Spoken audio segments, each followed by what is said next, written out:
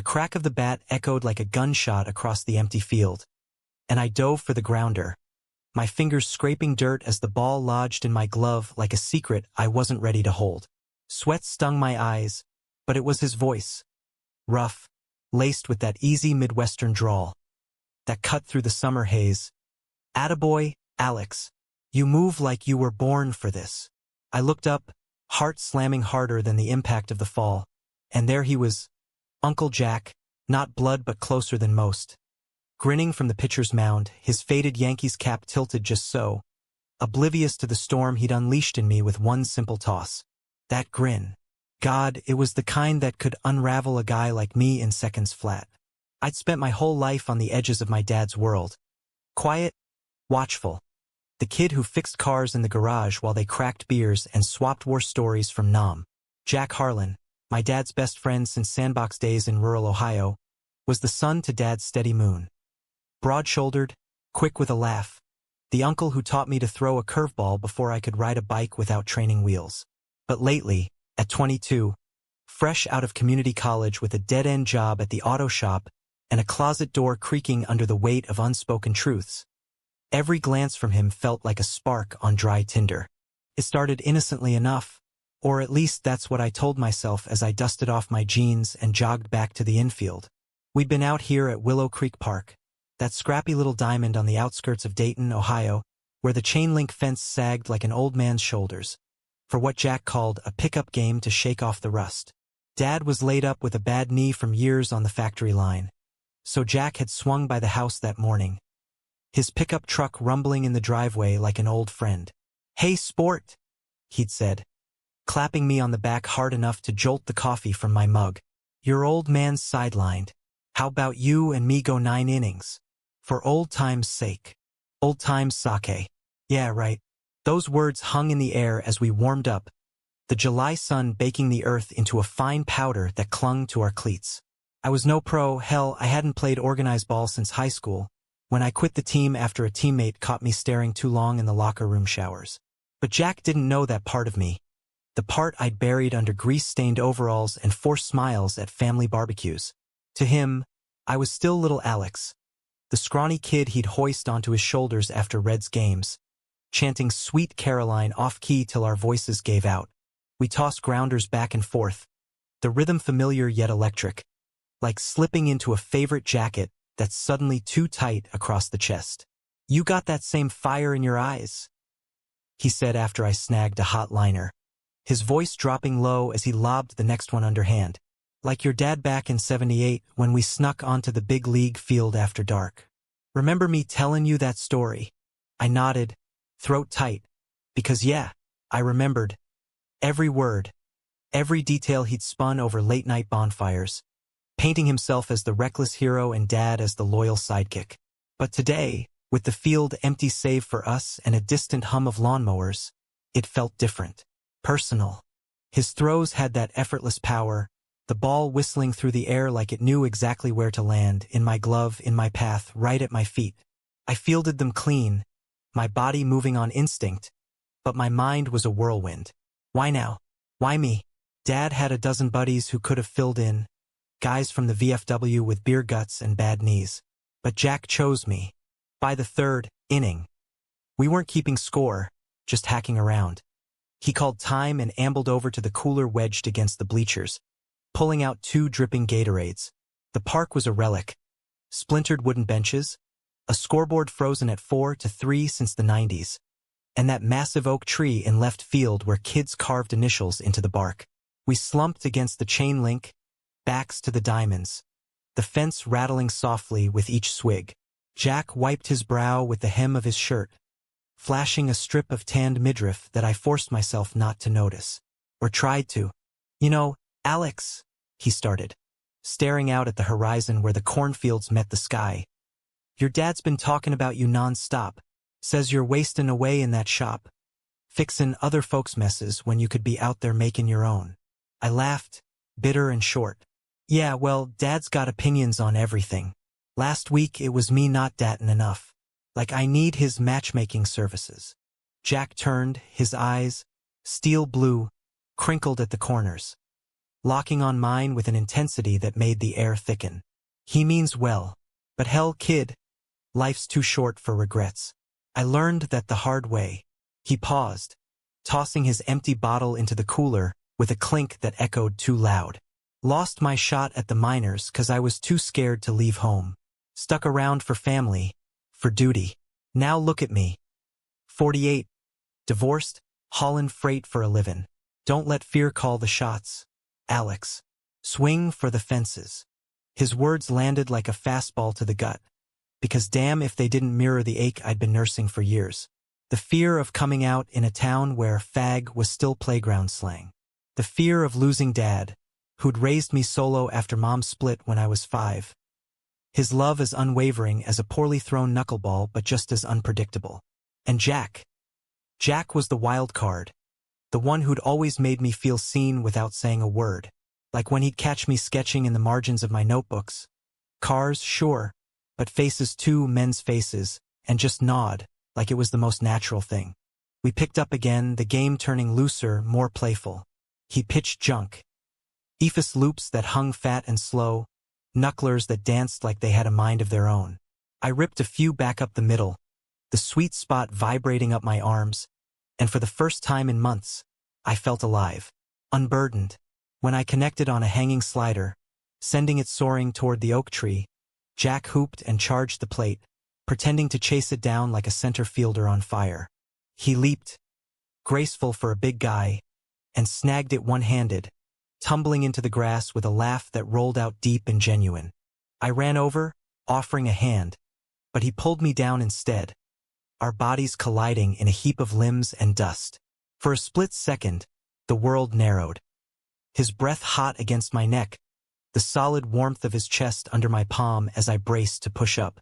Time stuttered. His eyes met mine, close enough to count the flecks of gray in the blue, and something unspoken flickered there. Curiosity? Recognition? Or was it just the adrenaline, the sun playing tricks? Sorry, sport, he muttered, rolling away first. But his hand lingered on my shoulder a beat too long as we stood. Got carried away.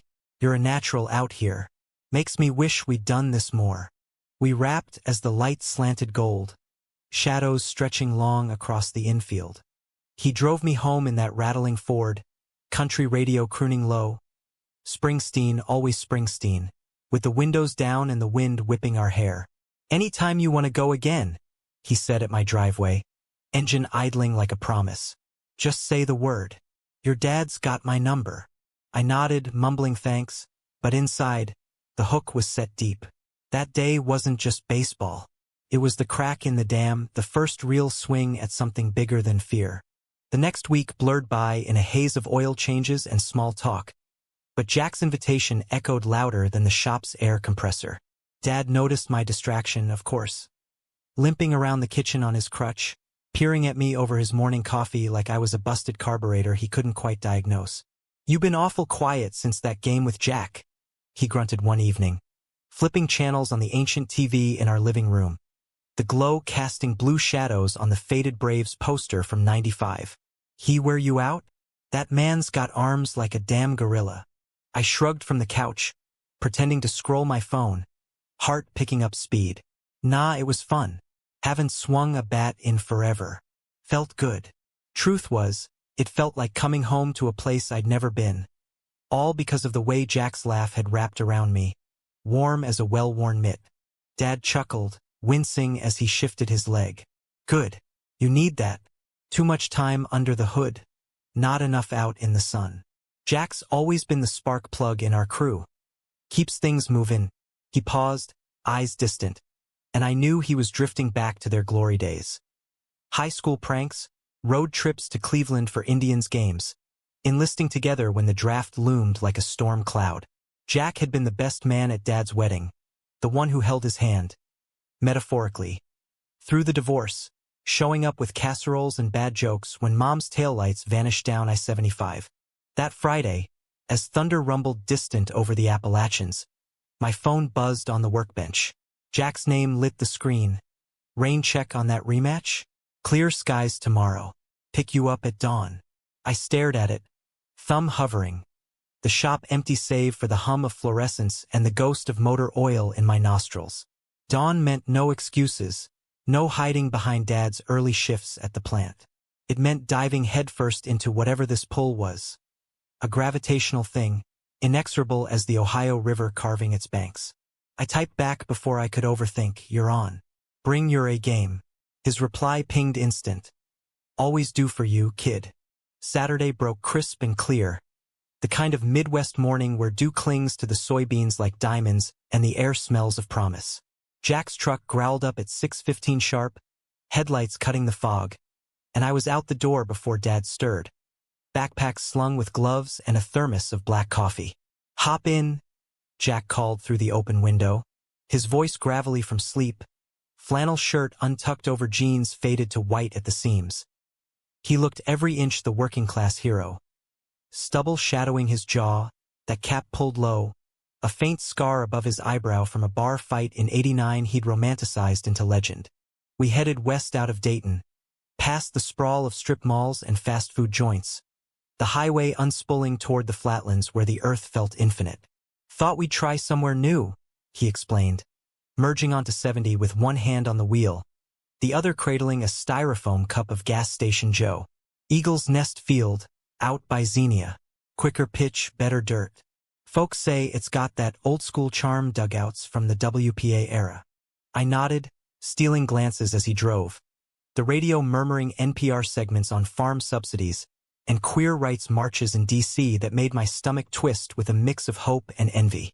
Jack didn't comment, just drummed his fingers to the faint twang of a guitar riff bleeding through static.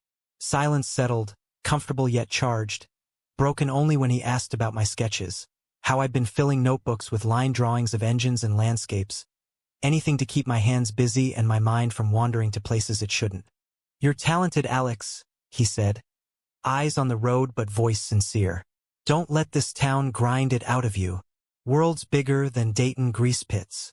Eagle's Nest was a gem hidden in plain sight. A single diamond ringed by wildflowers, backstopped by a creek that burbled like background music. The stands just splintered planks under a sagging tin roof. No crowds, no scoreboard. Just us, the birds, and the wind rustling the outfield grass. We unloaded gear from the truck bed. His scarred Rawlings mitt from high school, my hand-me-down Wilson that still smelled of Neat's food oil. As we jogged baselines, chalk dust puffing underfoot, Jack challenged me to a home-run derby. "Loser buys lunch. And I ain't talking drive-through." The first swings were tentative, muscles remembering the arc, but soon we were locked in, the bat singing with each contact. I surprised myself, pulling one deep into the weeds, the crack reverberating off the trees like applause. Jack's turns were poetry. Smooth, powerful strokes that sent balls arcing lazy and far, his body uncoiling with the grace of someone who'd once dreamed of Busch Stadium lights. Between at-bats, we'd collapse on the grass, breathless and grinning, trading stories. He confessed the divorce had hit harder than he'd let on. Ellen walking out 2 years back after 20 of trying to make it work, leaving him with a mortgage and a dog that chewed his boots. "Thought I had it figured," he admitted, plucking a blade of grass and chewing the end. "Love, kids, the whole picket fence. But sometimes you build on sand." His vulnerability cracked something in me, a fissure widening with each shared breath. I wanted to tell him then, about the nights I'd lie awake, scrolling Grindr profiles from Cleveland, deleting the app before dawn out of terror. About the way his presence made my pulse stutter, a forbidden rhythm I'd never dared name. But fear clamped my tongue, so I joked instead, "Sounds like you need a new blueprint, maybe one with more flexibility." He laughed, clapping my knee, innocent, brotherly, but the touch lingered in my skin like a brand. Lunch was subs from a roadside deli, eaten picnic style by the creek, feet dangling in the cool current. Water skipped stones across the surface as we talked dreams deferred. My half-baked plan to enroll at Wright State for graphic design. His quiet regret over not chasing that scout's card from '77. "You remind me of the guy I used to be," he said softly, skipping a flat rock that danced 5 times before sinking. "Full of fire. Don't lose it, Alex. Promise me." The sun climbed high, turning the field into a furnace, but we played on. Ghost runners, imaginary double plays, until thirst drove us to the truck for hydration. As I chugged water, wiping my mouth with the back of my hand, Jack stepped close, towel draping my shoulders. "You're sweatin' bullets, kid. Here." Our eyes met again, closer this time, and the air hummed with unspoken weight. His hand brushed my arm, steadying, and for a heartbeat, I swear he leaned in just a fraction, testing the gravity. Then a car horn blared from the road, shattering the bubble. A family picnicking nearby, waving friendly hellos. Jack pulled back, chuckling it off as nothing, but the flush creeping up his neck told another story. We packed up wordless, the drive home thick with what-ifs, Springsteen crooning Thunder Road, like a soundtrack to escape. Dropping me off, he gripped the wheel tight. "Same time next week? It's good for me too." I nodded, slipping from the cab with a count on it. But as his taillights faded, doubt crept in. Was this mentorship or madness? A lifeline or a noose? Either way, I was hooked. Deeper than before, the line taut and trembling. Weeks melted into a rhythm. Dawn pickups, dusty diamonds. The steady thwack of leather on would masking the thunder in my chest. Jack and I became weekend nomads, chasing fields across the Miami Valley.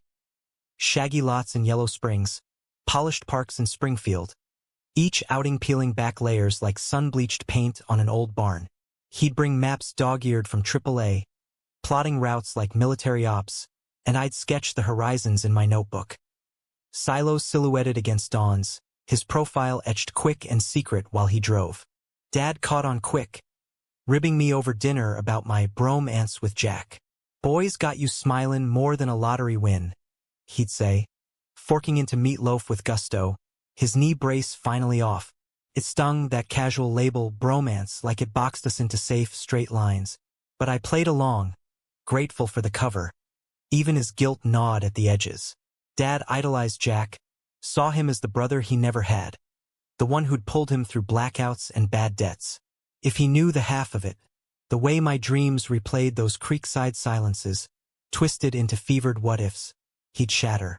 One muggy August Saturday, we hit Bruckner Nature Preserve, a hidden gem where the diamond nestled against woods thick as a fairy tale, fireflies winking early in the shade.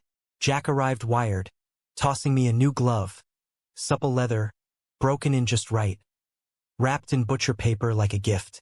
"Figured you deserved an upgrade," he said, shrugging off my thanks with a grin. "That old Wilson's seen better days." We played fierce that morning. Full scrimmages against invisible opponents, him calling balls and strikes from behind a cardboard home plate scavenged from the truck. Sweat poured, shirts clinging, but the banter flowed easy, teasing his senior citizen curve, my rookie luck homers. During a water break, sprawled under the pavilion as thunderheads gathered distant, he broached the heavy stuff. "Ever think about leavin', Alex? Headin' to the city, chasin' that art thing?" I hesitated, cap pulled low, tracing patterns in the dust. "All the time, but Dad, he's all I've got. And this place, it's home, you know? Complicated." He nodded slow, like he got it bone deep. "Family's a anchor and a chain. Mine's scattered, sister in Florida, folks gone to dust. Jack Harlan, lone wolf." A shadow crossed his face, quick as a cloud, and he cracked a beer from the cooler. His first early for him. Ellen said I was too closed off. Maybe she was right. Kept parts of me locked up tighter than Fort Knox. The admission hung, ripe with invitation, and I seized it, heart pounding like a bass drum. "Like what?" My voice came out steadier than I felt, eyes fixed on the treeline. He took a long pull, Adam's apple bobbing, then met my gaze square. "The stuff that don't fit the script. Dreams that scare you, people who make you question the lines you've drawn." The words landed soft but seismic, his free hand flexing on his knee like he was gripping a phantom bat. Rain pattered the tin roof then, tentative drops building to a roar, trapping us in that gray-lit cocoon. Lightning forked the sky, illuminating his face.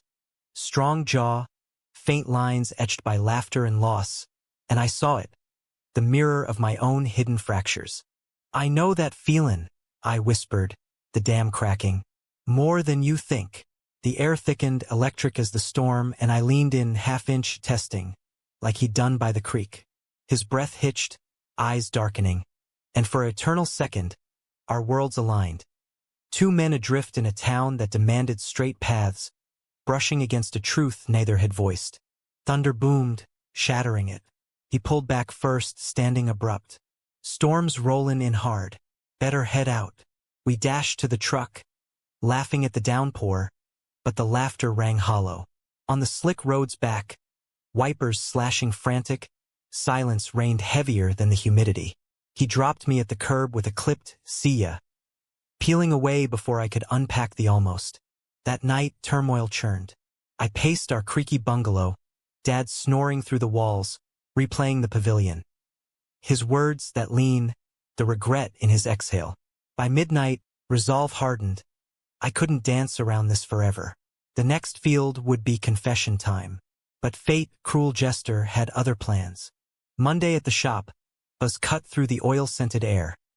Dad's buddy from the plant, grizzled Carl, cornering me by the lifts. Heard Jack's been taking you under his wing. Good man, that one. But watch yourself, guy's got baggage from the war. Nightmares, they say, keeps him distant. Carl clapped my shoulder, oblivious to the chill it sent down my spine, and drove off with his oil change, leaving me staring at the concrete. Baggage. Nightmares. It explained the shadows, the way Jack sometimes stared at nothing during drives, jaw clenched like he was chewing glass. But distant, that lean in the rain said otherwise. I texted him that evening. Rain didn't stop us. Up for Cedarville Sunday? And his reply delayed hours. Can't. Work run to Indy. Next week? Next week stretched to 2. Then 3. His excuses piling like storm debris. Overtime hauls, a busted axle, Ellen calling about old debts. Each dodge twisted the knife, doubt blooming toxic. Was it me? That almost moment, too raw, too real? Or something deeper? A recoil from the mirror I'd held up? Desperation clawed. I drove to his place unannounced one crisp fall evening. A squat rancher on the edge of town, porch light flickering like a hesitant beacon. His truck sat dark in the drive, but a glow seeped from the blinds. I knocked, pulse thundering, and he answered in sweatpants and a threadbare tee, surprise etching his features. Alex? What the, it's late. Missed our games, I said, words tumbling. You ghostin' me? He rubbed his neck, stepping aside. Nah, just life. Come in. The living room smelled of takeout and leather, photos lining the mantel. Him and Dad in fatigues, grinning young and invincible. A faded shot of Ellen in a sundress, arm linked with his. We sank onto the couch, awkward as fresh cleats, and he cracked beers from the fridge. His crutch I was learning. It's not you, he started, staring at the label he peeled slow. That day in the rain. Stirred stuff up. Old ghosts. He glanced up, eyes stormy. I ain't as straight arrow as folks think, Alex. Been carryin' that since Nam. A buddy, close calls in the jungle. Came home, shoved it down. Married Ellen to prove I could. But it eats at you. Confession crashed over me. Relief and terror in equal measure. Me too, I breathed. Always have. And you've been the only one who makes it feel possible. Silence stretched, taut as a high wire. Then he reached, tentative, fingers brushing mine. Warmth bloomed, electric, and I turned my palm up, lacing our hands. No lean this time, it was deliberate, a bridge crossed. His thumb traced my knuckle, rough callus on soft skin, and the world narrowed to that point of contact. Simple, profound. But as rain lashed the windows again, his grip slackened. Your dad. He'd never. He pulled away, standing abrupt. I can't betray him. Not like that. The door loomed between us, and I left with a nod, heart fractured. Betrayal wasn't mine to claim, not yet. But the seed was sown, roots delving deep into the fault lines of loyalty and longing. Autumn painted Dayton in fire. Maples blazing along the Great Miami, pumpkins grinning from porches, the air crisp with wood smoke and impending frost. Our games resumed, halting at first, then fervent, like stoking a banked fire. Cedarville's diamond, with its leaf-strewn baselines and wind-whipped flags, became our confessional. Stolen touches in the dugout, hands lingering after high-fives, conversations veering from curveballs to confessions. Jack opened slow, fragments of his hidden self. The sergeant in Nam who'd shared a foxhole and more with a farm boy from Iowa. The discharge papers stained with unspoken shame, the decades of silence that armored his heart. "You're brave, kid," he'd murmur after a solid hit, his voice low under the pavilion's eaves. "Owning it young. Me? I waited too long." But bravery felt like bluffing to me. Each admission a tightrope over Dad's expectations, the town's narrow gaze. Still, in those stolen hours, we built something fragile and fierce. Not just attraction, but alliance. Sketches filled my notebook now. His hands on the bat, profile against autumn skies.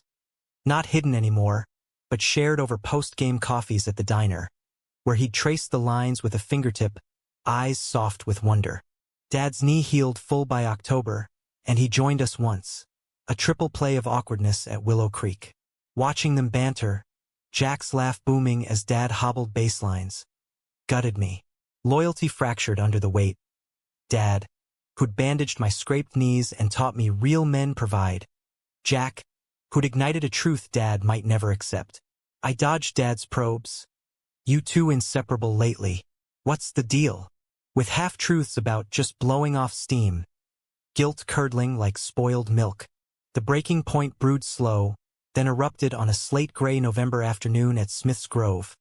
A forgotten field ringed by corn stubble, the air heavy with the scent of turned earth. We'd played loose, wind stealing pop flies, but tension simmered beneath. Jack distant, checking his phone mid-inning, lines deepening around his mouth. "Everything good?"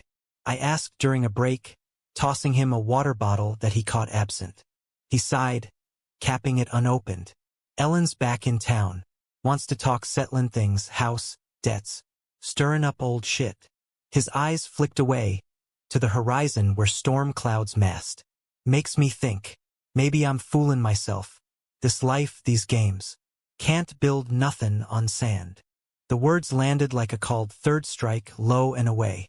"This? You mean us?" My voice cracked, raw as the wind. He stood, pacing the foul line. "Alex, you're everything I wish I'd been at your age. Strong, honest, but I'm twice that with a trail of wreckage. Your dad, he's family. If he knew, it'd gut him. And you deserve better than a has-been holler dodgin' his past." Betrayal bloomed then, not in his touch, but in the retreat, the walls slamming up higher than before. "So that's it? We skirt the edges. Then you bail when it gets real." Anger surged, hot and unfamiliar, propelling me forward. "I've waited years to feel this scene wanted. And you pull the ripcord 'cause it's messy?" He stopped, facing me, rain spitting now from the clouds.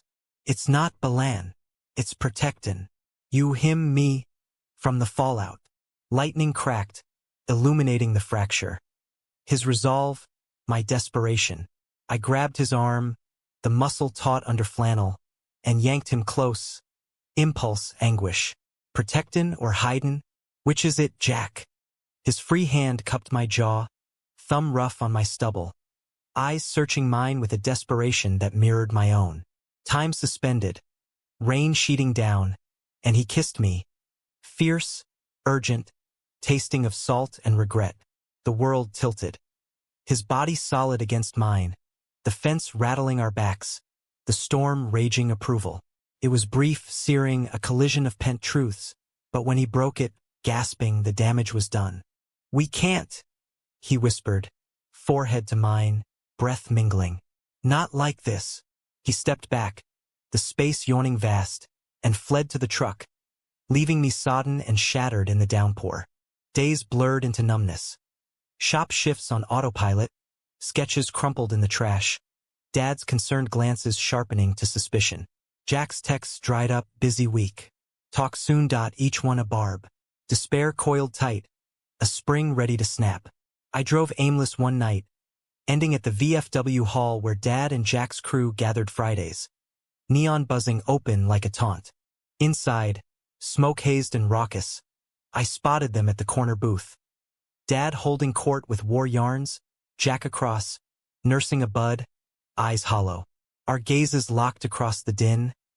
Accusation, apology, and something shattered in me. I turned to bolt, but Dad waved me over. Booming son, join the party. The booth squeezed tight. Vinyl sticking to my jeans, laughter crashing like waves. Jack avoided my eyes, contributing grunts to Dad's tales, but under the table his knee brushed mine. Accidental? Intentional? Sending sparks up my spine. Dad, oblivious, launched into the Nam saga. Jack here saved my ass in the A Shao Valley, pulled me from a rice paddy, bullets whizzing like hornets. Owe him my life. Jack shifted, uncomfortable. Just doing the job, Mike. Brothers stick together. But his voice wavered, and I saw it. The parallel, the unspoken echo of foxhole intimacies buried under medals and machismo. As the night wore on, beers flowing, Dad leaned in confidential, slurring slight. Jack's been off lately. You notice? Like he's carrying the world's weight. My throat closed. I nodded mute. Then, catastrophe. Carl, 3 sheets to the wind, slapped the table. Hell, Jack's always been the sensitive type. Remember that time in Saigon, you and that corpseman buddy? Thick as thieves, sharing a hooch. Folks whispered, but we knew better. War makes men close, that's all. The table stilled, air thickening. Jack paled, gripping his glass white-knuckled. Dad chuckled uneasy. War's weird, yeah. But his eyes darted, piecing fragments. Me, Jack, the games, the closeness. Suspicion flickered, and he turned to me slow. Alex, you been seeing something I ain't. Panic surged. I stood abrupt, chair scraping. Gotta go. Early shift. Bolted for the door, heart hammering, the night air slapping cold. Jack followed, outside under the sodium lamps, grabbing my elbow. Wait! Too late! I hissed, yanking free. You hid. Dad's piecing it, and I'm the idiot in the middle. Tears burned hot on chilled cheeks. What now? Lose you both. He pulled me into shadow, against the brick wall, voice breaking. I never meant. God, Alex, I love. The word hung, unfinished, but it gutted me. Love. The storm we'd skirted, named at last. Headlights swept. Dad's old Chevy, engine rumbling accusation. He leaned out, face thunderous. Get in, son. We're talking. Jack released me, stepping back into night, a ghost in the gloom. Betrayal's blade twisted full. Not just Jack's fear, but the web we'd woven, ensnaring the man who'd given me everything. The drive home was silence, save the wiper's metronome. Dad gripped the wheel like a lifeline. What's going on with you and Jack? Truth, Alex. Now. I stared at rain-smeared glass, the dam bursting. He's more than a friend. Has been. For me. The words freed and flayed, raw as open wounds. He swerved to the shoulder, tires crunching gravel, and turned shock, then sorrow etching deep. My best friend? And my boy. No rage, just devastation, voice cracking. How long? Months. But it's real, Dad. I can't pretend. Sobs racked me, the boy he'd raised crumbling. He pulled me into a hug across the console. Awkward. Fierce. Muttering, Christ, kid. Why didn't you say? We sat there, engines ticking cool, the river of truth carving new paths. Forgiveness? Not yet. But understanding flickered, a spark in the dark. Jack's call came dawn. Meet at Willow Creek. Please. I went, hollowed but hopeful. The field shrouded in mist like a dream half-remembered. Willow Creek dawned spectral, fog veiling the baselines like bridal gauze. The oak tree a sentinel in the haze. Jack waited by home plate, silhouette broad against the lifting gray, bat in hand like a staff of exile. No grin today, just weariness, eyes red-rimmed from a night mirroring mine. Alex, he started as I approached, voice gravel over emotion. Last night, I screwed up. All of it. I stopped short, glove dangling loose. Dad knows. About us. I told him. The words landed heavy, his face crumpling. Fear, relief, a cocktail of grief. Christ. How'd he? He trailed, sinking to the bench, head in hands. Should have ended it sooner. Protected you both. Protected. Fury flared, masking the ache. You think hiding keeps anyone safe? Dad's hurt, yeah. Feels betrayed like we stole his world. But he hugged me, Jack. Said we'd figure it. That's more than silence ever gave. He looked up, raw vulnerability stripping him bare. Your dad. He's the brother I chose when blood failed. Saved me from myself more times than I count. If I lose him. Voice broke and he stood, pacing. And you, God. You're the light I didn't know I needed. Mornings with you, feelin' alive again. It's terrified me. 'Cause I know how it ends. Small towns, small minds. Backlash. Alone. The fog thinned. Sun piercing tentative. Gilding the dew. I stepped close, taking the bat from his lax fingers. Setting it aside. Ends? We haven't even started. My hand found his calluses meshing like puzzle pieces. I'm not a kid anymore. I choose this, us mess and all. Dad will too, in time. He's tougher than he looks. Doubt warred in his eyes. But he didn't pull away. What if he don't? What if I drag you down? Then we climb together. Resolve steadied me, the boy yielding to the man. I drew him in slow, deliberate. Our foreheads touching, breaths sinking. No storm this time, just quiet surrender. His arms encircled, tentative then tight, and we held there. Two souls mending in the morning light, the field witness to rebirth. Days unfolded tentative. Dad's silence thawing to stilted talks over kitchen coffee. Admissions traded like fragile heirlooms. Jack's family, he'd say, voice gruff. Always will be. Just give me time to rewire this brain. Jack and I met in neutrals. Diner booths, neutral drives. Rebuilding brick by brick. Hands linked under tables. Kisses stolen in truck cabs at dusk. Laughter reclaiming space. Winter blanketed Dayton in white. Games on hold. But our rhythm shifted indoors. Bonfires in Jack's backyard, where I'd sketch while he strummed an old Gibson. Springsteen covers weaving with confessions. He opened fully, the corpseman's name, whispered in the dark. The guilt that armored him. The love he denied till my fire thawed it. I shared too. High school heartbreaks. The grinder ghosts. The fear of fading into Dad's shadow. Climax crested New Year's Eve. VFW bash swelling rowdy. Dad cornered Jack by the jukebox, air thick with tinsel and tension. I watched from the bar, heart in throat, as words flew low and heated, gestures sharp, then softening. Dad clapped Jack's shoulder, hard but lingering, and pulled him into a bare hug that bent them both. Tears gleamed in the neon. Forgiveness forged in fire. Later, under mistletoe strung crooked, Dad dragged us together, me and Jack, for a photo. 3 men, arms slung, grins tentative but true. To family, he toasted, raising a plastic flute. The kind that chooses. Spring greened the fields anew, and we returned. Trio now, Dad umping from the sidelines, his cheers booming ironic as Jack and I traded pitches. No more ghosts, just growth.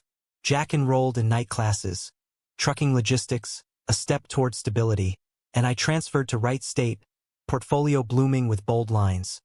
Portraits of resilience, landscapes of hope. Our love deepened quiet. Mornings tangled in his sheets, coffee brewed strong. Evenings walking the Miami's banks, hands clasped unashamed. No grand gestures, just the humanistic grind. Arguments over chores, reconciliations in laughter, the romance of everyday choosing. One July dawn back at Willow Creek. The oak scarred with our initials now, carved sly under moonlight. Jack knelt by home plate, glove open like an offer. Inside. Not a ring, but a key to his place, his life. Build with me, Alex. Sand or stone, your call. I pulled him up, kissing him full under the rising sun. Stone. Always. Dad watched from the bleachers, nodding approval, the crack of our first warm-up echoing promise. That day, the first, the forever, had woven us unbreakable. A tapestry of betrayal mended, conflicts conquered, emotions etched eternal. In America's heartland, amid corn and camaraderie, we'd swung for the fences and hit it out of the park.